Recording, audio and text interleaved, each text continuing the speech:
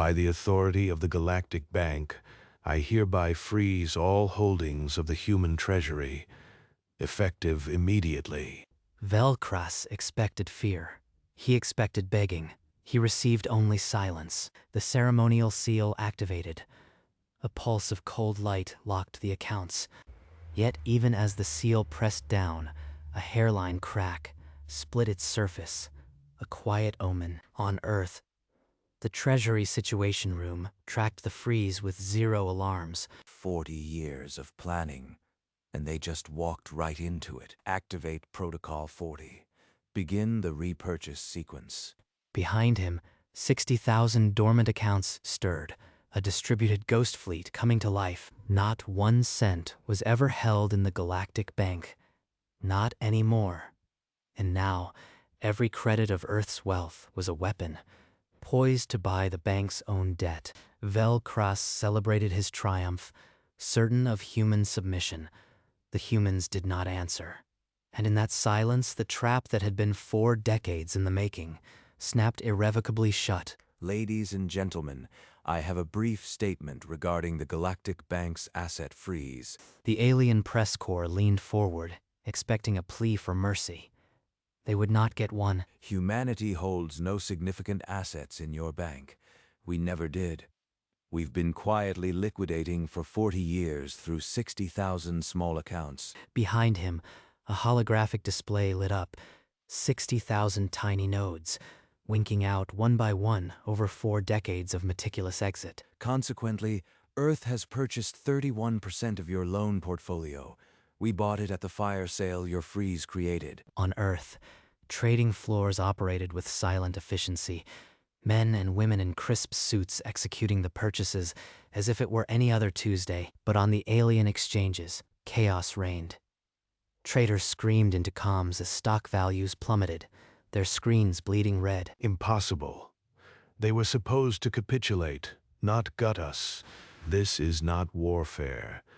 This is something far worse. They've turned our own rules into a weapon. The trap had sprung. The Galactic Bank's own freeze had been its undoing, and humanity now held the knife. Reverse the freeze.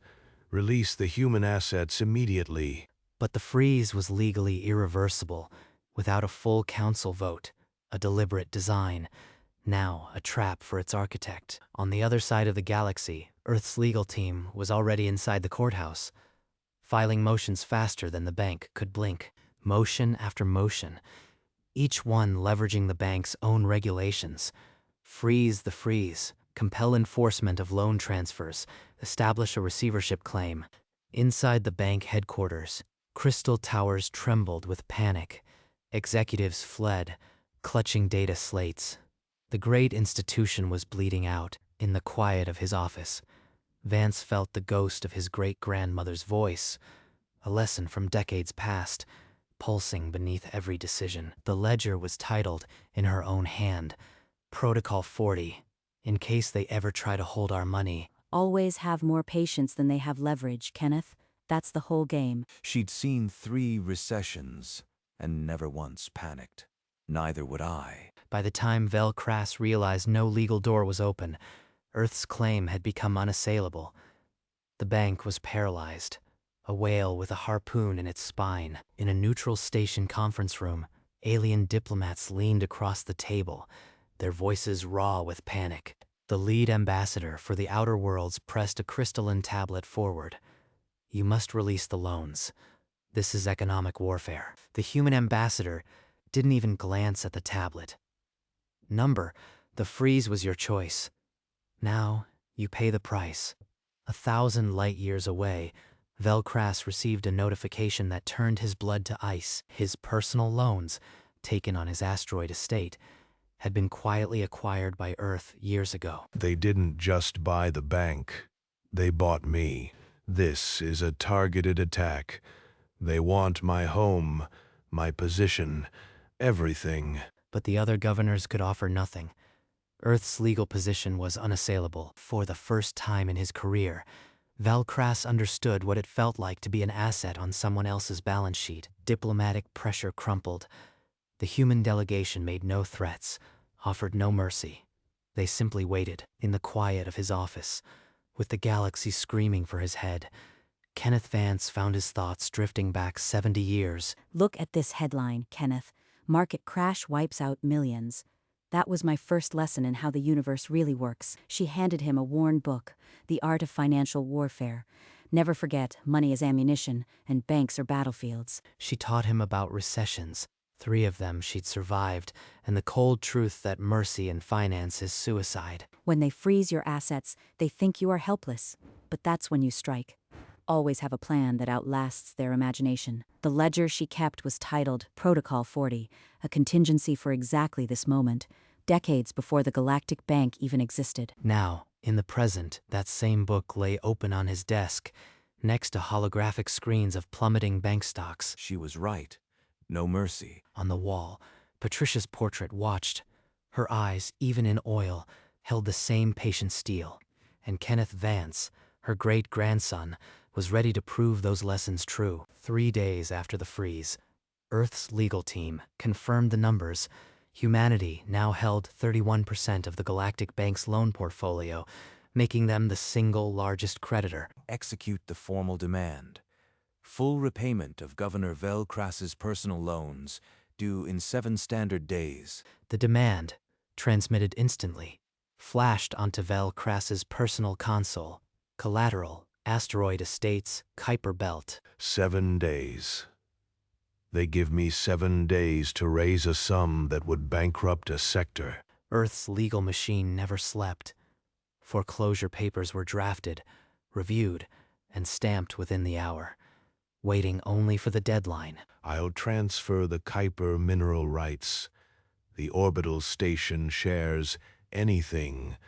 Just extend the deadline. But his appeals fell on deaf ears. No one would lend to a governor whose own bank had been gutted. They're going to take my home. They're going to turn it into a symbol. Great-grandmother, you would have enjoyed this moment. The galaxy, watching, began to understand. This was not a negotiation. It was a demonstration of what humanity had always been and would always be. Across 1,000 worlds, news feeds ran the same headline: Economic warfare, humans weaponize finance. Analysts scrambled to understand. They unearthed old human economic texts, predatory lending, hostile takeovers, concepts the galaxy had never seen outside military strategy. One alien newscaster summarized, "This is standard practice for them. They treat markets like battlefields." Vel Krass threw himself before the Federation Council, citing centuries of legal precedent. You cannot allow this. It violates all principles of interspecies finance. But the Council reviewed the documents and found no illegality. Earth's moves were ruthless, but perfectly legal. They've turned the entire galaxy against me. I am alone. On Earth, Vance watched the broadcasts with detached satisfaction, his silence a weapon in itself. Every hour that passes without a statement is an hour of terror for them. Good. Public sentiment shifted. Even alien citizens began to question, had their leaders provoked this species that turned ledgers into artillery? But on Earth, not everyone shared Vance's resolve. The Human Colonial Council convened an emergency session, their voices sharp with fear of alien retaliation. One representative from the outer colonies spoke for many. "Secretary Vance, we cannot risk a galactic backlash. Show mercy. Release the loans." Mercy? My great-grandmother taught me that mercy in finance is suicide. We did not start this fight, but we will finish it. The room fell silent. They had expected a negotiator. They found a battlefield commander. Vance returned to his office and gave the order his great-grandmother had prepared for 40 years earlier. Execute the foreclosure. Dispatch the corvette.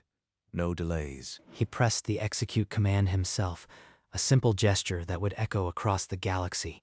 A holographic model of the white corvette, detached from its orbital dock, its course locked for Vel Krass's asteroid. Great-grandmother, the galaxy is about to learn that paperwork can be deadlier than plasma. And so, with the stroke of a pen and the hum of an engine, the final act began.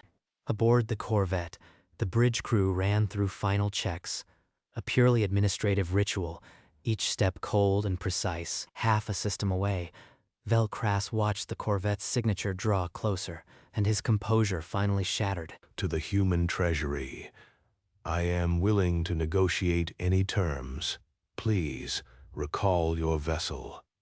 There is no need for this humiliation.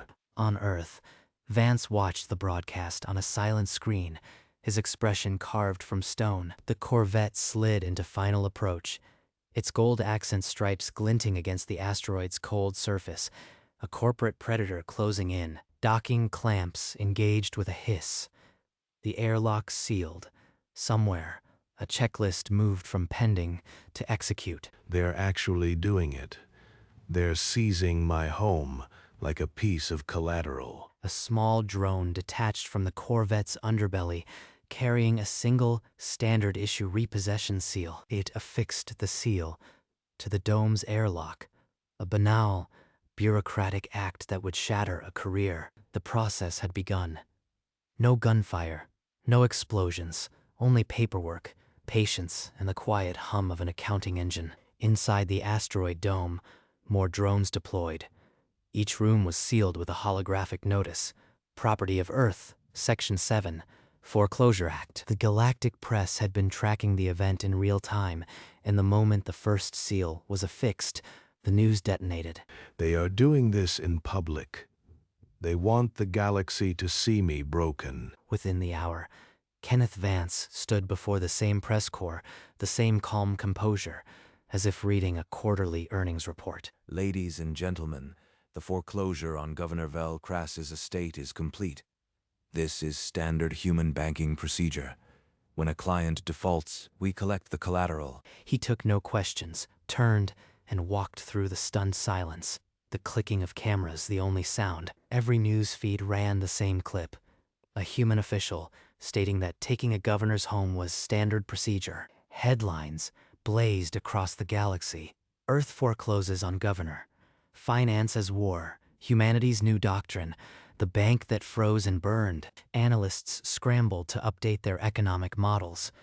The humans had just rewritten the rules of interspecies finance, and somewhere in the Kuiper Belt, a single white Corvette remained docked, its seal forever a monument to the day the galaxy learned that humans treat finance the way they treat war. Before the galaxy could stop reeling, Velcras had already signed his resignation.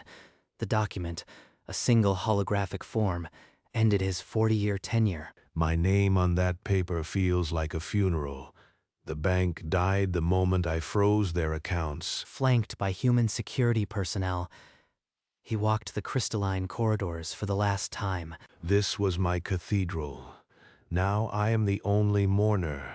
In the central control room, a human administrator installed the new protocol feeds, resetting every system to Earth standard accounting. His new quarters were a single room on a quiet station, 100 light years from the bank. From governor to ghost, all because I thought they would kneel.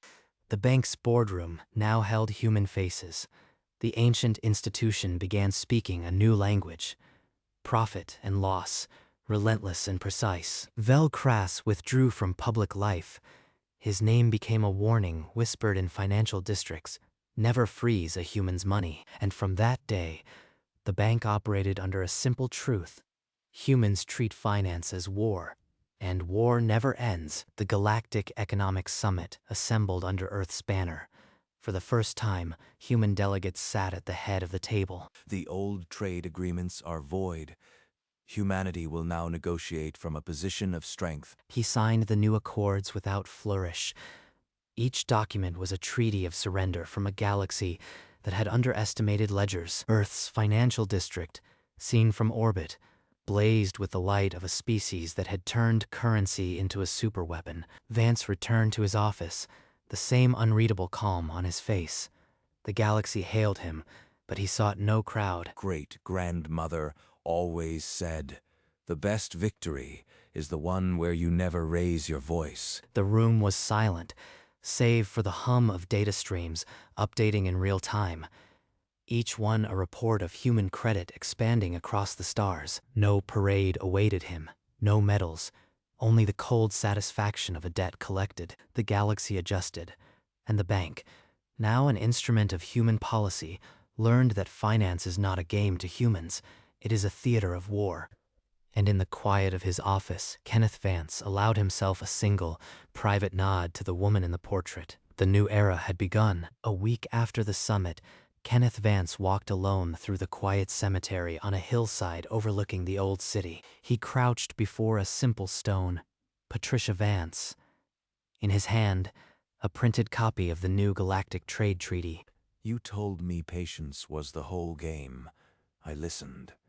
This is your victory as much as mine. He opened the old silver locket, the one she had worn through 3 recessions, and gazed at the tiny sepia photograph. You taught me that ledgers are weapons, but you also taught me to carry them without losing myself. He closed the locket with a soft click and tucked it back into his jacket. Over his heart, he stood, straightened his coat, and looked at the headstone one last time. No tears, only a long, steady breath. The galaxy learned that day what you always knew. We are patient, and our ledgers never forget. He returned to the car and the world, but a part of him remained there, beside the woman who taught him that finance and war share the same cold heart. And on the headstone, beneath the treaty, the simple epitaph read, "Patricia Vance, she never panicked." The forest was silent, as if the universe itself had learned to listen. Far from Patricia's hillside, in the Kuiper Belt, a different monument remained. The crystalline wound still bled faint light, a scar from the day the bank froze and burned. The white Corvette, gold stripes shining, stood vigil over the debris field. No guns, no soldiers, only paperwork, patience, and the quiet hum of an accounting engine. Below, a deep blue Earth-like planet turned slowly, its violet atmospheric rim catching the sun. The tower's fracture glowed, frozen in the moment of its collapse. A single data shard drifted across the view, its surface etched with infinitesimal script. The seal read the same on every page, property of Earth. The galaxy learned that day. Humans treat finance the way they treat war. The two are the same skill, and the ledgers never forget. The days that followed were quiet on Earth, but the galaxy seethed with aftershocks. Alien news cycles continued to analyze humanity's strategy, publishing endless essays on the Patricia Doctrine. On 100 worlds, parents told their children the story of the governor who froze a human's money. In lecture halls across the galactic core, alien scholars dissected human economic philosophy as if it were a weapon manual. Vance read none of it. He sat in his office, the old books still open, and watched the sun rise on a new era. Light years away, in a small apartment on a silent station, Vel Kras also watched a sunrise, a cold, distant one. I thought I understood power. I knew nothing. The Corvette never left. It became a permanent fixture in the Kuiper Belt, a silent reminder to all who would test humanity's patience. And on Earth, in a quiet cemetery, a headstone read simply, "Patricia Vance, she never panicked." The galaxy learned, and would remember, finance is war, and war never ends. The ledgers never forget. In his office, Kenneth Vance sat alone, the old book open before him. The galaxy outside was quiet, but his mind never rested. Great-grandmother, I followed your plan. Now the galaxy is quiet, but I can't help feeling this is only the first skirmish. He read a passage she had underlined decades ago. A default is an opportunity. A crisis is a sale. She always knew that peace is just the pause between transactions. That's why we must keep the ledgers sharp. He closed the book gently, his fingers tracing the worn spine, and set it beside the locket on his desk. Outside, the city glittered with the lights of 1,000 trading floors, all humming with profits no alien could touch. In the Kuiper Belt, the Corvette still orbited the shattered tower, a silent warden over the debris field. And in a small apartment, Vel Kras had stopped watching the stars. He had learned that humanity's greatest weapon was its balance sheet. The galaxy had seen a new kind of warfare, and it would never unsee it. Finance no longer meant currency. It meant conquest. The ledgers were closed, but the accounts remained open forever. 3 months into the new economic order, an encrypted message arrived at Vance's desk, coded urgent. A human trade conglomerate, empowered by Earth's new dominance, had begun strong-arming alien clients on the Outer Rim. The rules we impose on the galaxy must also bind ourselves. Patricia would say, no favorites. Draft a directive to the conglomerate. Cease all coercive practices immediately, or face the same collateral consequences as Velcras. He authorized the message with his personal seal, the same seal that had foreclosed on an asteroid estate. The galaxy sees us as warriors of finance. If we falter for our own kind, we lose the only weapon that matters, our credibility. Within the hour, the conglomerate received the directive. Some protested, but none dared test the man who had turned paperwork into a fleet. Vance received the confirmation of compliance and set it aside without comment. In the silence, the portrait of Patricia seemed to approve. He knew the galaxy was watching, waiting for him to show a crack, but the lessons of 3 recessions left no room for favoritism. The ledgers endured, and so did the cold, clear mind of Kenneth Vance. Finance was war, and war never ends. The bank's physical presence serves no purpose but vanity. Authorize demolition charges on the remaining tower. Aboard the Corvette, the crew received the order with the same bureaucratic calm they had used to affix the repossession seal. A series of charges placed along the crystal seams, armed with a soft chime. For a moment, the structure seemed to hold its breath. Then the charges detonated in a silent chain, turning crystal to dust. The Corvette detached and pulled back, its gold stripes catching the light of a dying monument. The Galactic Bank's orbital headquarters, once the seat of power, cracked apart, its shattered crystal joining the drifting field of data shards. On Earth, Vance watched the live feed without expression. No satisfaction, no triumph, only the quiet recognition that the work was done. A single data shard drifted through the void, its etchings illegible now, a final ledger entry for a bank that no longer existed. The Corvette remained in orbit around what was now a graveyard of regulations and crystal, and the galaxy finally understood. Humans do not forget debts, and they do not forgive arrogance. The ledgers would be balanced, forever. The demolition took 17 seconds. The galaxy took 17 years to accept that a bank could die. Every news feed on 1,000 worlds showed the same image. A crystalline tower collapsing, captioned simply, "The bank is gone." The Galactic Bank is dead. Its assets are now distributed. Earth's accounts were never at risk, and never will be. He stood, buttoned his jacket, and walked out of the press room for the final time. No questions followed him. In his private office, he approached the old book, Patricia's Protocol 40, and let's closed it with the tenderness of a son, closing a coffin. You warned me this day would never feel like victory. You were right. It feels like accounting. He placed the book inside a drawer beside the silver locket, and for a moment, the drawer remained open. Far beyond, the white Corvette drifted through the debris, its gold stripes the last color in a monochrome graveyard. A single data shard drifted across the screen, its surface unreadable. The last page of a ledger that would never need opening again. The Galactic Bank had frozen Earth's assets. Humanity had burned the banks down with patience, paper, and a ledger that never forgot. The debris cloud expanded slowly, a bloom of frozen crystal and data. No one would rebuild on that site. No one dared. The white Corvette, its gold stripes catching the light of a distant sun, activated its engines and began a slow return to Earth. Aboard, the crew filed their final reports with the same dry language of any other mission. Asset liquidation complete. Debris field stable. On Earth, Vance received the confirmation with no fanfare. He simply nodded to the portrait and picked up his coat. Outside, the city hummed with the energy of a species that had just rewritten the economic rules of the galaxy. Alien families, watching their own news, saw the human city lights, and finally understood this was not a threat. It was a promise. The Corvette, now halfway home, passed the orbit of the blue planet that had witnessed the entire affair. Its gold stripes were now a symbol, not of corporate power, but of a species that always pays its debts.